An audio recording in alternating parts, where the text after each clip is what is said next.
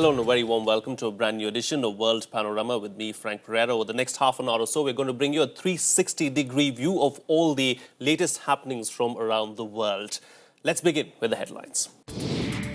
Prime Minister Narendra Modi and Pakistani Premier Nawaz Sharif closed the SAARC summit with a handshake. Member nations sign agreement on energy sharing. Calm comes to troubled St. Louis suburb of Ferguson after 2 nights of violence and looting. Protests also dwindle across the US on Thanksgiving.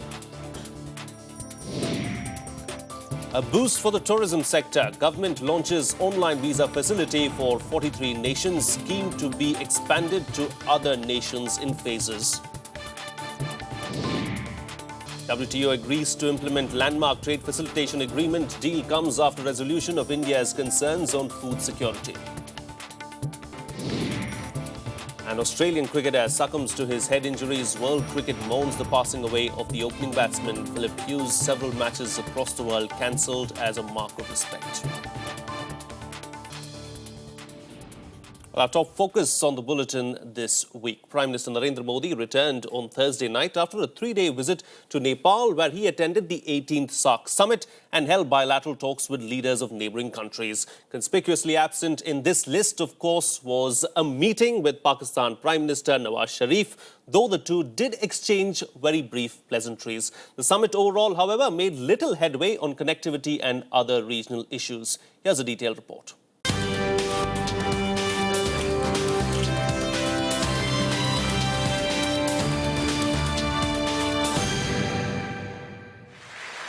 A brief handshake and some pleasantries. It was an exclusive India-Pakistan moment during the SAARC summit. We go back very satisfied with the outcome of the summit. India is for peaceful and cooperative relations with Pakistan. We are interested in meaningful dialogue. If this interaction today or this shake hand leads to that, we would welcome that. Both Prime Minister Narendra Modi and Pakistan Premier Nawaz Sharif reportedly also held private, unofficial talks in a more informal atmosphere. The retreat has generated a momentum in enhancing mutual trust and confidence, goodwill and understanding, as well as the spirit of togetherness towards realizing common objectives. Member countries signed a deal to create a seamless electricity grid, seen as the only silver lining in the summit, after Pakistan declined to sign 3 multilateral pacts. There were 3 agreements that were under discussion. 2 of them, they have not been finalized, and Pakistan is not the only country that has not completed its internal procedures. The reason was that there was an expert group meeting. The agreements after that meeting had not been put up to the ministers. SAARC foreign ministers, including Sushma Swaraj, India's External Affairs Minister, and Sartaj Aziz, Pakistan PM's advisor on foreign affairs, were also present at the retreat. A lack of warmth between the prime ministers at the SAARC was held responsible for the lackluster summit, although Modi did applaud before and after Sharif's vote of thanks as the host for the next SAARC summit in Islamabad next year. Even after 3 decades of its formation, SAARC has not been able to take off fully. Once again, SAARC was overshadowed by the hostilities between India and Pakistan. The only face saver was the Energy Pact. In Kathmandu, with camera person Manoj Kumar, Arfa Khanam Sherwani for Rajya Sabha Television. Well, joining me on the program this week is the diplomatic editor of The Hindu, Suhasini Haidar. Welcome, Suhasini. Thank you for joining us. Let's talk about the 18th SAARC summit now. I mean, much was expected of this particular summit, but it ended up being a damn squib.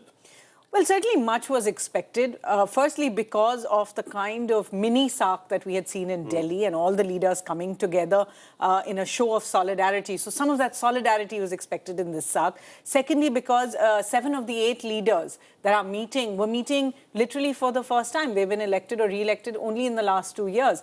So there was an energy that was expected from the SAARC. Unfortunately, it did not deliver on any of those. And even the agreements that they had agreed on before the SAARC summit came apart as soon as it started. Yes, indeed.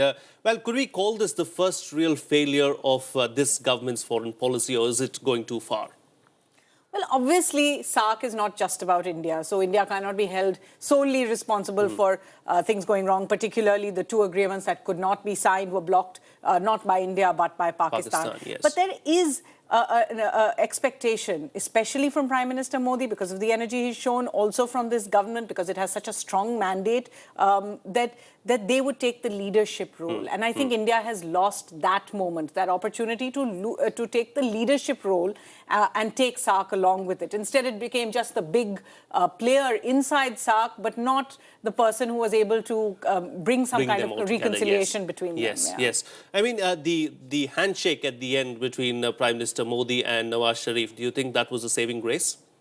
Well, let's be honest, it salvaged what would have really been a disaster. But I think because it came at the end of the summit and not at the beginning, it could have no impact on the actual summit itself. By then, all that had to happen was already over. The fact that India and Pakistan were the only two countries at the SAARC not to have a bilateral with each other stands for itself. It is very obvious that the two largest players inside SAARC are not able to resolve their differences, despite all the commitments that we had seen even from our government in May. By November, 6 months later, that seemed to have cast, if you like, a bitter note to the beginning of SAARC. You know, the opposition has, the government has received a lot of flack from the opposition here back in India as well. I mean, we saw the issue being taken up in Parliament as well. You know, everyone was saying that both the countries, India and Pakistan, really need to sit down and talk to each other to try and resolve the problems. Should we have sat down and spoken there in Nepal? Well, I will only quote Prime Minister Modi himself. In his speech, he said it's not enough to be pass, which is close together. You must be saath, which is really together. How you achieve that is, of course, something that India and Pakistan have grappled with for how many decades now. But the truth is, because India decided to call off the Foreign Secretary level talks, certainly at the SAARC level, and I've just come back from Kathmandu, there is an expectation that if those talks have to be picked up again, they will have to be picked up by India. And that so the onus is on India then? That's right. There's an expectation from India now, because India called off the talks, that until they are able to say we are in a position to restart the talks. And remember, those talks were restarted at the last SAARC. It was Prime Minister Manmohan Singh and Prime Minister Gilani who decided to restart the talks after the dialogue process stopped after the Mumbai attacks. So that was 2010. 4 years later, the fact is we've moved no further. And what is holding back India-Pakistan relations is also holding back the region as a whole. It's the least integrated region. It is a region that has 40% of the world's poor. It does not need this kind of holding back. And we have to remember there is a China factor, that China is now trading more with SAARC countries than they are trading with each other, India included. And I think we saw China's presence at this SAARC summit simply because of that. And I think we need to see that by the next SAARC summit, hopefully in the next 2 years in Islamabad, that some of the potential of SAARC, because we always say it's bursting with potential, but it's burdened with disappointment. Yes, it is. So some of that potential must be reached. You know, several critics have questioned the relevance really of SAARC. So does the 18th SAARC summit really just, strengthen the critics' point of view? Yes, I think what has happened in the 18th SAARC is the idea that until India and Pakistan can resolve their differences, all other South Asian problems seem to get a backseat when it comes to the summit. But that's not to mean that SAARC has not really gelled as an idea. I think the ideas of integration, the ideas of connectivity are very powerful ideas. When Prime Minister Modi spoke about a SAARC satellite, that was something that was hailed around the world, not just at the SAARC summit. We heard every leader referring to it. These are powerful ideas. Why? Because SAARC is a unit, both by nature and by culture. I think South Asian countries are bound together. We have more in common with each other in terms of language, in terms of faith, in terms of food, in terms of religion, in terms of culture itself, than we have with any other region. And no other power can hope to have those kind of bonds that the South Asian countries have within them. However, to realize that potential, I'm afraid the two largest parts of SAARC are going to have to be able to put their differences aside. You know, the spokesperson for the MEA came out and said that the SAARC summit was extremely successful. We are happy with what happened. So what really was the success story as far as SAARC was concerned? Well, I think for India, there were a few successes, and we shouldn't make them irrelevant completely. To begin with, the Energy Cooperation Agreement is a big thing because India does have energy cooperation with Sri Lanka, with Bangladesh, with Nepal. But what the SAARC multilateral energy framework implies is that India is actually going to be able to deal with all SAARC countries, whether it's Pakistan, whether it's Afghanistan, and as a result, it is going to talk about a grid that connects us. It's one more piece of that puzzle. It's something India has really been pushing for.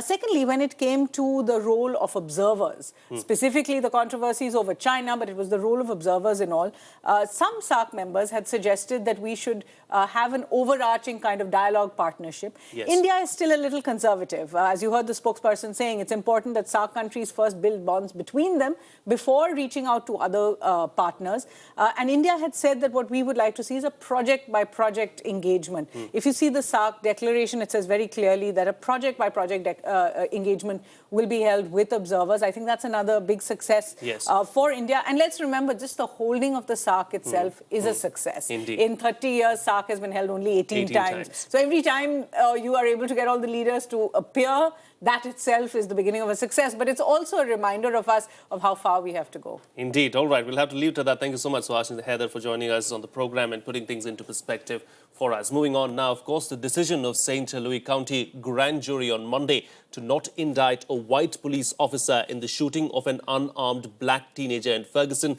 sparked nationwide riots and brought the racism issue under the spotlight. But sense of calm returned to the suburb on Thursday and protests dwindled across the United States. Here's a report.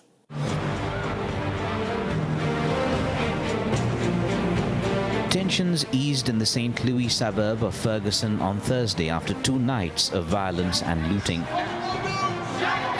The incidents were sparked by racially charged anger over a grand jury's decision not to charge a white police officer for fatally shooting an unarmed black teenager. Protests also dwindled elsewhere in the United States as the Thanksgiving Day holiday and wintry weather kept many indoors. In New York, where protesters had vowed on social media to disrupt the Macy's Thanksgiving Day parade through Manhattan, at least 7 people were arrested during the event. In California, about 500 people were arrested in rallies on Tuesday and Wednesday that shut highways in major cities.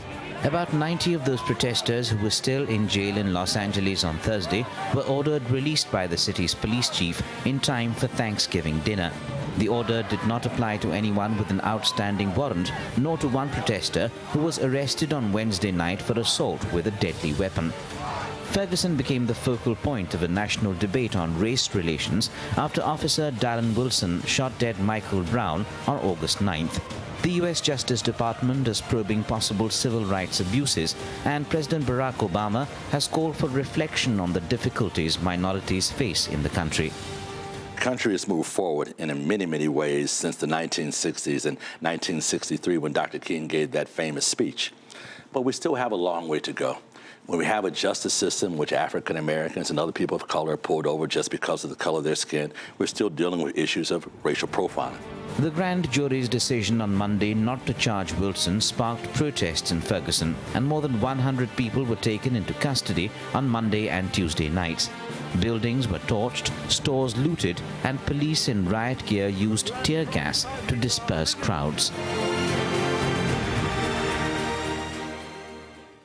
Moving on now, hopes are high as the first human trial of an experimental vaccine against Ebola has produced promising results. Scientists suggest that it is safe and might help the immune system to combat the virus.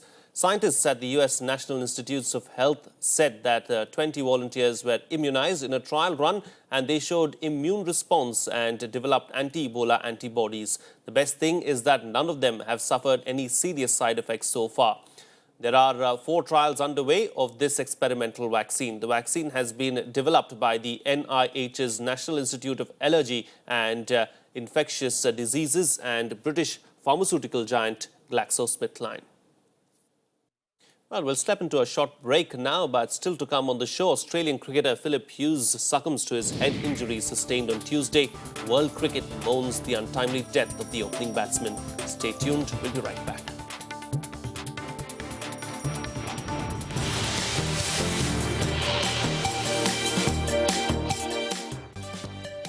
Welcome back. You're watching Rajya Sabha Television. Well, the World Trade Organization signed the Trade Facilitation Agreement on Thursday after almost 11 months of parleys.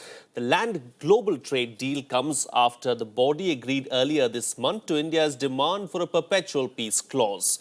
The agreement means the WTO will introduce new standards for customs checks and border procedures. Proponents say streamlining the flow of trade will add as much as $1 trillion and 21 million jobs to the world economy. 2 weeks back, India and the US reached an agreement under which subsidy given by the Indian government to its farmers through minimum support price will not be challenged even if it breached the set limits. The historic trade facilitation agreement would now need to be ratified by governments of individual member countries, including India, for coming into effect, which is expected sometime next year. Going on now, tourists and business visitors coming to India from 43 countries can now get their visas online. An e-visa facility for 43 countries has been operationalized at 9 Indian airports from Thursday. Union Home Minister Rajnath Singh launched the tourist visa on arrival service enabled with an electronic travel authorization scheme in New Delhi. This visa will allow entry into India within 30 days from the date of approval of the ETA or electronic travel authorization and will be valid for a 30-day stay in the country from the date of arrival. The facility will be extended to other nations in a phased manner. जो भी tourist आएंगे, जो भी framework हमें तैयार करना हो, हम फ्रेमवर्क तैयार करेंगे, लेकिन सेफ एंड सिक्योर्ड कैसे उन्हें उनकी टूर को बनाया जा सकता है, यह बनाने की हम अपनी तरफ से भरपूर कोशिश करेंगे. Well, much else has been unfolding around the world. Here's a quick wrap of the other international news of the week.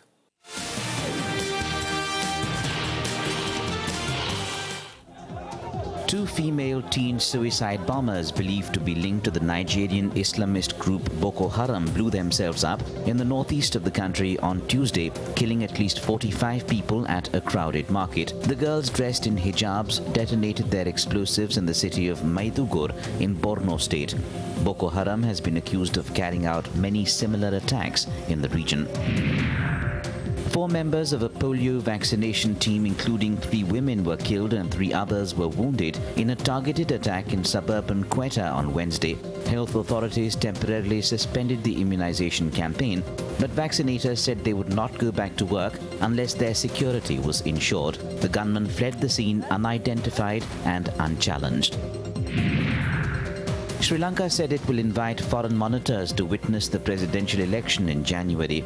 The election commissioner said he will be inviting EU monitors but not UN monitors, as he feels they will not be required. The January 8th election will be mainly a contest between President Haidar Rajapaksa and his former minister Maithripala Sirisena.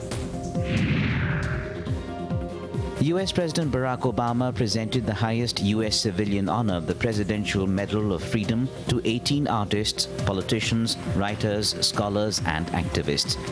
Those awarded included actress Meryl Streep, singer-songwriter Stevie Wonder, writer Isabel Allende, and golfer Charlie Sifford. The Presidential Medal of Freedom is reserved for individuals who have made meritorious contributions to US security, world peace, or cultural endeavors.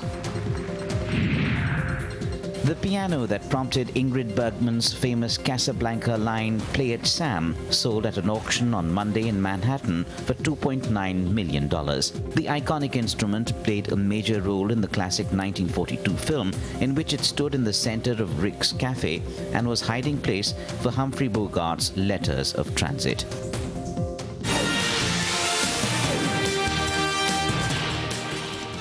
On some sports news now, and some unfortunate news at that. Of course, reactions of shock and condolence poured in from around the world after young Australian cricketer Phil Hughes passed away on Thursday. For 2 days after Hughes was hit by a cricket ball when at the crease at the Sydney Cricket Ground, the world held its breath.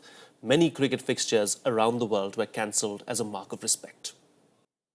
This statement is on behalf of Greg, Virginia, Jason and Megan Hughes.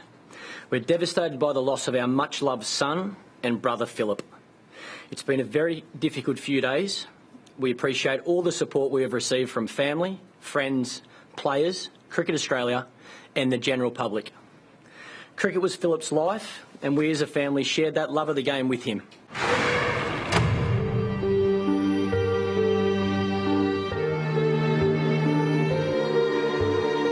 The entire cricketing fraternity stood united in grief at the death of Australian cricketer Phil Hughes. 25-year-old Hughes died in hospital on Thursday, 2 days after he was struck on the head by a ball during a domestic match. We are all very shocked and saddened by the tragic news of Philip Hughes' passing. I think all those who've played cricket, who play cricket, who have children playing cricket, are devastated by this news across the world. And our thoughts and prayers are with Philip Hughes' family and his friends. Hughes was struck on the head by a short-pitched delivery from pacer Sean Abbott, a devastating blow that experts compared to the trauma suffered by car crash victims. Hughes had taken the cricketing world by storm when he made his Test debut in 2009, scoring a mountain of runs despite his unconventional technique. This time he didn't hold the position, he started. He had scored 63 runs before being struck on Tuesday, his last innings set to be an audition to replace injured captain Michael Clarke for the first Test. The one that was caught Guptill Bowle Martin. Many cricketing nations cancelled their scheduled matches and appointments as a mark of respect for Hughes. A two-day tour match between India and a Cricket Australia 11 has also been cancelled. When you start enjoying it, you don't want to give it up. So the second day's play in the third Test between Pakistan and New Zealand in Sharjah was also abandoned as a mark of respect. In Australia, all Sheffield Shield matches were cancelled after Hughes suffered the injury, and now Cricket Australia faces a big decision on whether to go ahead with the opening Test of the summer against India next week.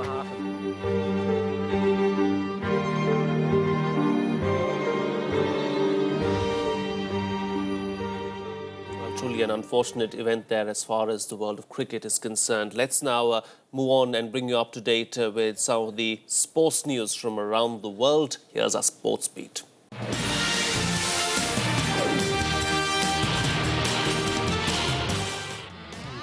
Brazil legend Pelé has said that he is doing fine after being transferred to a special care unit following treatment for a urinary infection.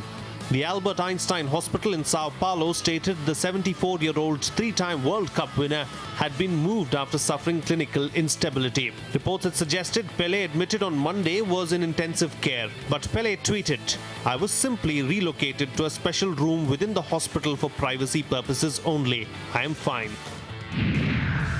Lionel Messi set a new Champions League scoring record with a hat-trick, and Luis Suarez netted his first in Barcelona colours as the Spaniards comprehensively beat Apoel Nicosia 4-0 in the Champions League on Tuesday. The hat-trick took him to 74 goals in the Champions League, making him the outright top scorer in the competition, ahead of former Real Madrid star Raul on 71.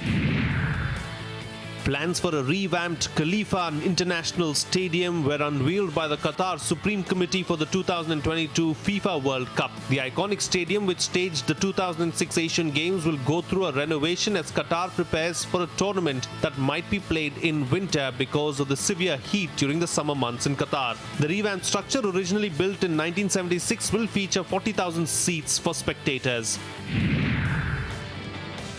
Norway's Magnus Carlsen was crowned World Chess Champion on Tuesday after defeating his rival Vishwanathan Anand for a second year running. The clash of chess titans came to an end in Game 11 of the 12-game tournament on Sunday, which was held in Sochi, with Anand failing to pick up his game and deliver the forcefulness that would have brought him head-to-head with his adversary in a decider. Carlsen clinched victory with a 6.5 to 4.5 scoreline. Over 10,000 people gathered in Lausanne's Navigation Square to celebrate the Davis Cup winning Swiss tennis team, and especially stars Roger Federer and Stan Wawrinka as they arrived in Lausanne. Switzerland won their first ever Davis Cup after defeating the French on Sunday. Federer and Wawrinka put aside their differences and came together to ensure their country won the tournament.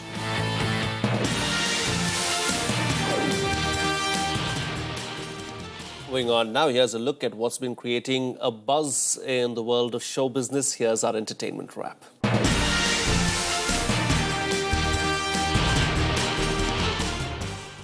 James Bond will now be seen driving a Fiat 500 in his next 007 film rather than his signature Aston Martin.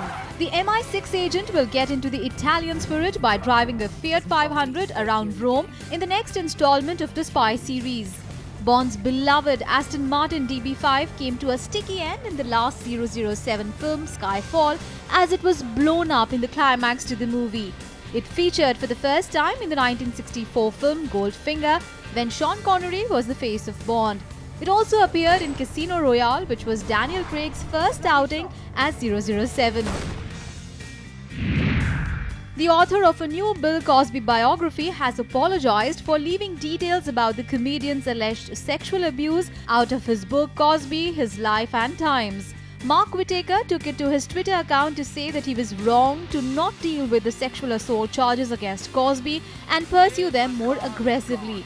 Reports about Cosby resurfaced recently after a video of comedian Hannibal Buress calling Cosby a rapist went viral, with several additional women accusing Cosby of assaulting them.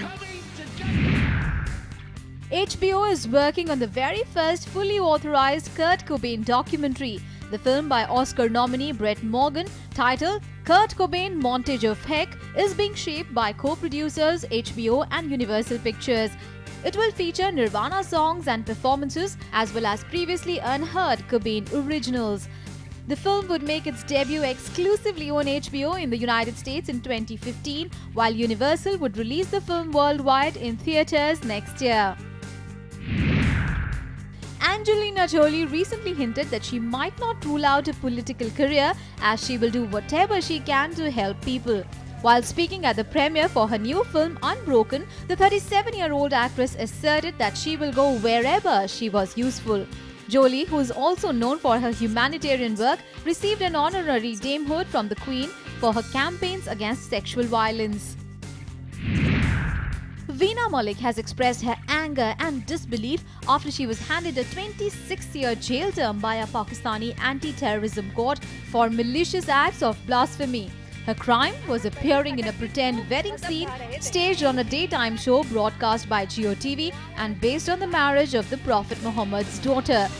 The program sparked a wave of controversy in Pakistan when it aired in May.